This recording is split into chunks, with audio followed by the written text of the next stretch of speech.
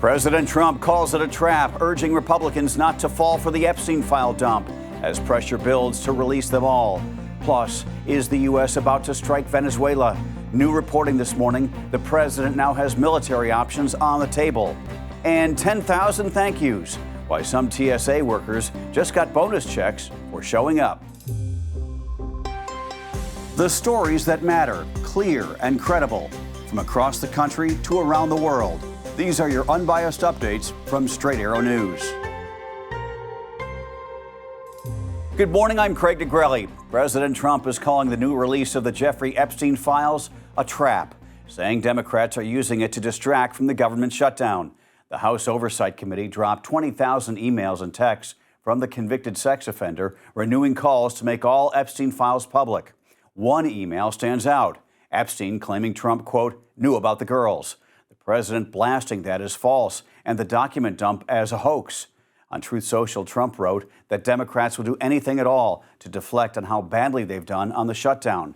He warned Republicans not to, quote, fall into that trap, adding there should be no deflections to Epstein or anything else, and any Republicans involved should be focused only on opening up our country. But this fight isn't going away. The House will be forced to vote as early as next week on whether to release all Epstein files after Arizona Democrat Adelita Grijalva gave a bipartisan petition its 218th signature. House Speaker Mike Johnson confirmed he will bring it to the floor earlier than expected. A shift in strategy, sources tell CNN, came after GOP leaders realized the vote could not be stopped. Republicans now expect dozens of their own members to defy President Trump and back the bill from Congressman Thomas Massie and Ro Khanna, which would force the Justice Department to release all remaining Epstein files.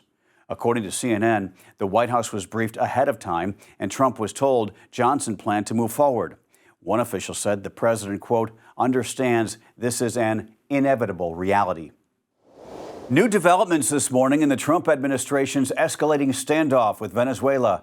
CBS News was first to report that President Trump has been briefed on updated military options, including possible strikes on land, according to multiple sources familiar with the high-level White House meeting on Wednesday. ABC News later confirmed that Defense Secretary Pete Hegseth and Joint Chiefs Chairman Dan Kane led the briefing, which included a range of options, from no action at all to targeted airstrikes on seaports, airports, and military facilities. The discussions come as the USS Gerald Ford, the world's largest aircraft carrier, has arrived in the region under U.S. Southern Command. The Ford joins a flotilla of destroyers, warplanes, and special operations forces, boosting U.S. troop strength in Latin America to about 15,000. Defense officials say Trump has been weighing his options for weeks, but no final decision has been made. The briefing follows 2 months of U.S. strikes against vessels the Pentagon claims were ferrying drugs from South America, strikes that have killed at least 80 alleged drug traffickers. The White House and Pentagon declined comment on the briefing, first reported by CBS. The longest government shutdown in U.S. history may have ended, but its impacts are still rippling across the country. Even though President Trump signed the legislation to reopen the government Wednesday night, getting back to normal is taking time. The airlines canceled more than 1,000 flights Thursday and hundreds more today as airports struggled to recover from weeks of staff shortages. The FAA had ordered a 6% reduction in flights at the nation's busiest airports during the shutdown, and officials say that limit will stay in place until systems can safely return to normal. Meanwhile, more than 1.4 million federal workers who went unpaid for 43 days are still waiting to be made whole. The White House says some paychecks will land Sunday, but most won't arrive until midweek and only include base pay from October 1st through November 1st. Overtime, bonuses, and the rest of their back pay won't come until the next pay period. Millions who rely on SNAP benefits are also waiting.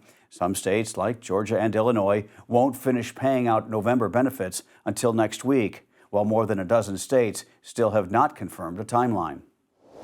Same topic now. Homeland Security Secretary Kristi Noem is handing out $10,000 bonus checks to TSA officers who worked through the government shutdown. At a news conference in Houston, Noem personally delivered the first checks to about 20 agents at George Bush Intercontinental Airport, saying the payments recognize those who, quote, stepped up, took extra shifts, and showed up each and every day. The bonuses come just days after President Trump recommended the same $10,000 reward for air traffic controllers who never missed a shift during the 43-day shutdown, the longest in U.S. history. In a post on X, Noem thanked DHS employees for their dedication and resilience throughout what she called the Democrats' shutdown, writing, "Your continued work and dedication to protecting our homeland are a testament to your patriotism." The Department of Homeland Security says the bonuses will be paid using carryover funds from last year's budget. No word yet on how many TSA employees will receive them. We have liftoff, and what a sight it was. You've got to see this. Blue Origin, founded by Amazon's Jeff Bezos, just launched its massive New Glenn rocket, carrying twin NASA satellites headed for Mars. 2, 1.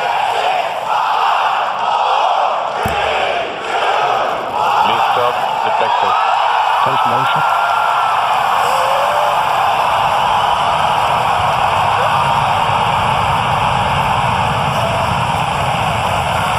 New Glenn has cleared the tower.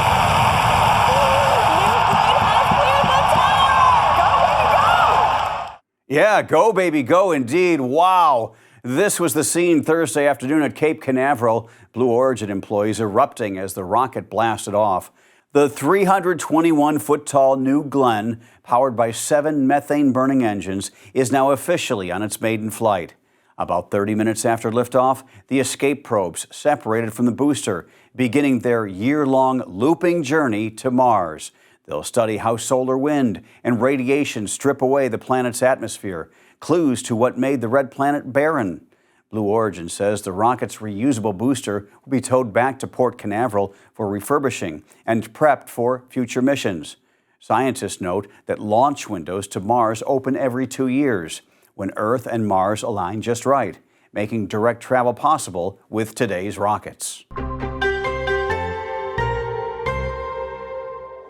Finally this morning, we're turning the tables. You had questions on some of our YouTube videos, and we're putting them to the test. This is Straight From You, where we fact-check claims and add context where things get a bit murky. Starting with the story in the news pretty often over the past few weeks, SNAP benefits. This viewer commented, just shy of 60% of SNAP beneficiaries are not even Americans. That number is making the rounds, but it's not true. By law, SNAP benefits go to American citizens and specific, lawfully present non-citizens, most of whom have to wait 5 years before qualifying.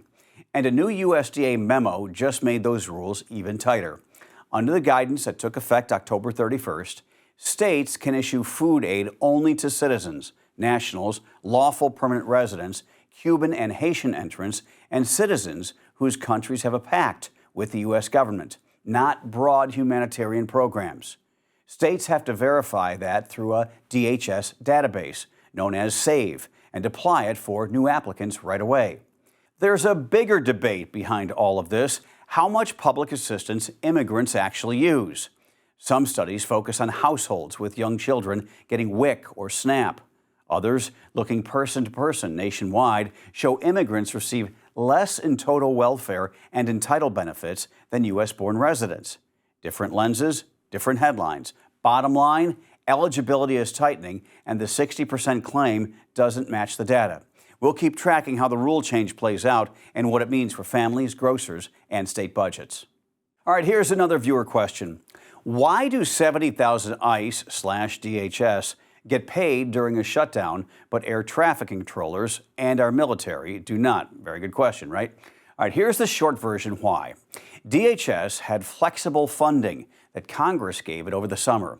That allowed about 70,000 officers, including ICE, CBP, the Secret Service, and federal air marshals, to keep getting paid, including a lump super check on October 22nd. TSA screeners at airports were not included. They had to wait.